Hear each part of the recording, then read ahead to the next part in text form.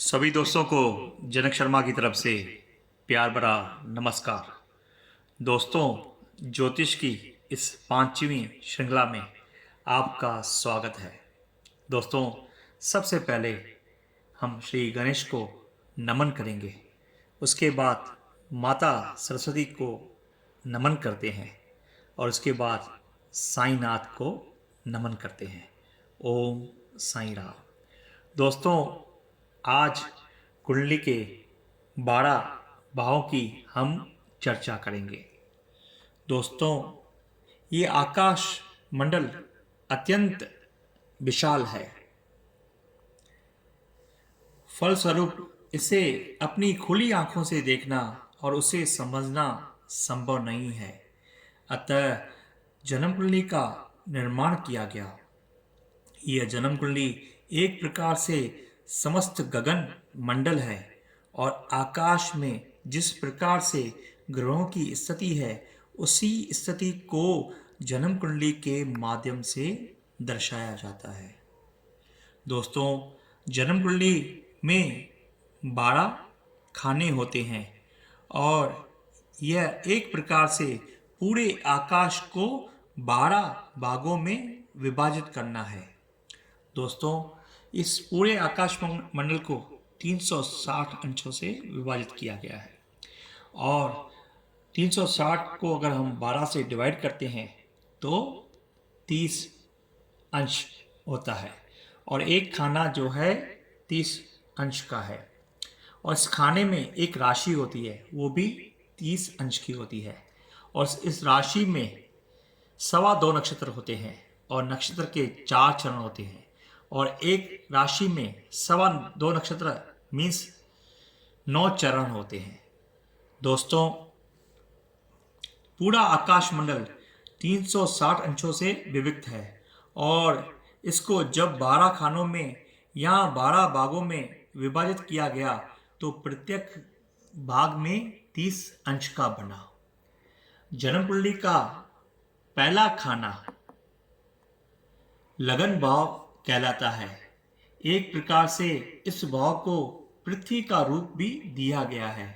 आज जब मानव चंद्रमा पर पहुंचा है तो उसने देखा कि पृथ्वी भी एक ग्रह के समान बराबर अपनी दूरी से गतिशील है और दूसरे ग्रहों के समान इसकी भी एक निश्चित गति है।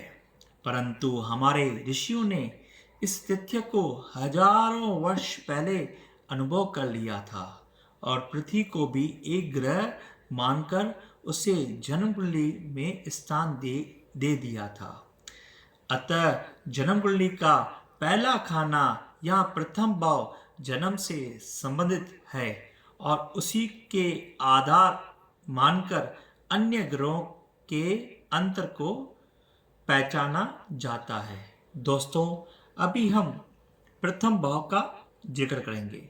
दोस्तों, प्रथम भाव से जातक या बालक का रंग, रूप, कद, काठ किस प्रकार का होगा, इसका स्वभाव और विचारधारा किस प्रकार की होगी और इसका स्वास्थ्य हेल्थ कैसी रहेगी और आगे जीवन में इसका व्यक्तित्व कैसा होगा, यह अपने कार्यों और विचारों तथा भावनाओं से किस प्रकार से व्यक्तित्व बन सकेगा, इन सब का ज्ञान प्रथम भाव से स्पष्ट होता है। दोस्तों, अभी दूसरे भाव से हम बैंक बैलेंस देखते हैं। दोस्तों, दूसरा भाव जातक के कुटुंब का भाव है, जातक का धन स्थान है। दोस्तों, अगर आपके पास कोई जातक आता है कि उसकी शादी कभी होगी तो ये कुंडली के 12 खाने बताते हैं कि शादी किस भाव से देखें। अगर जातक आता है नौकरी कब मिलेगी तो ये कुंडली के किस भाव से दर्शाता है। ये 12 खाने हमें पूरी स्टडी से हमें मालूम पड़ेगा कि कौन सा भाव हमें देखना है। दोस्तों, अभी दूसरे भाव का जिक्र करते हैं। दूसरा भाव व्यक्ति के बैंक बैलेंस से संबंध रखता है और इसके द्वारा यह जाना जाता है कि व्यक्ति का स्टेटस क्या है, यह जीवन में आर्थिक दृष्टि से कितना ऊंचा उठ सकेगा, यह अपने जीवन में कितनी प्रगति कर सकेगा। दोस्तों, यही नहीं, इसके माध्यम से यह भी देखा जाता है कि इसके जीवन में क्या कोई दुर्घटना का योग है। दोस्तों, दूसरा भाव जो है मारक स्थान कहलाता है, इसलिए इससे यह भी पता चलता है।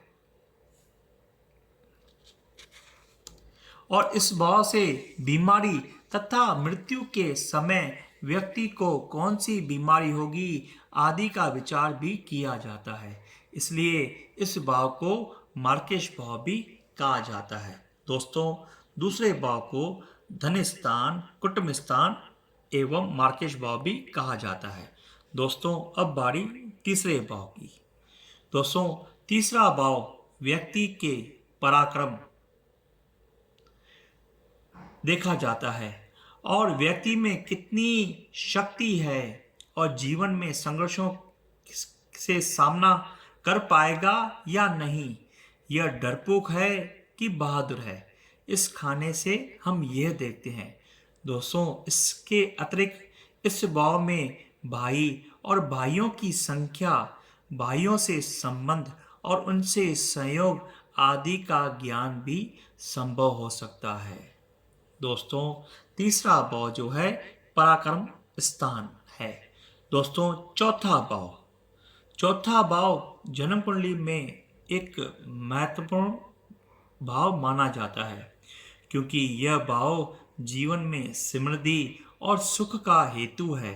इस भाव से यह देखा जाता है कि जीवन में आर्थिक संबंधता के साथ साथ भौतिक संबंधता किस प्रकार की होगी और इसके जीवन में मकान का निर्माण हो पाएगा या नहीं, और किस उम्र में वाहन या व्हीकल प्राप्त करेगा, यह व्हीकल किस स्तर का होगा, इसका ज्ञान भी इस भाव से, चौथे भाव से होता है। दोस्तों, इसके साथ साथ माता का भी ये भाव है।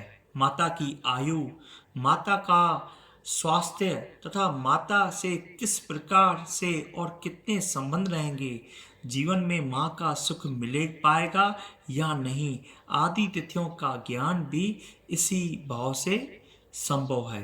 दोस्तों, कुछ विद्वान चौथे भाव से विद्या कितनी करेगा प्राइमरी लेवल तक, वो भी हम देखेंगे। दोस्तों, आज मैं यहाँ पे अपनी वाणी को विश्राम करता हूँ।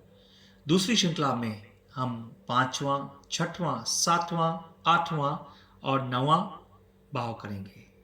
दोस्तों, तब तक ले ओम साईं राम।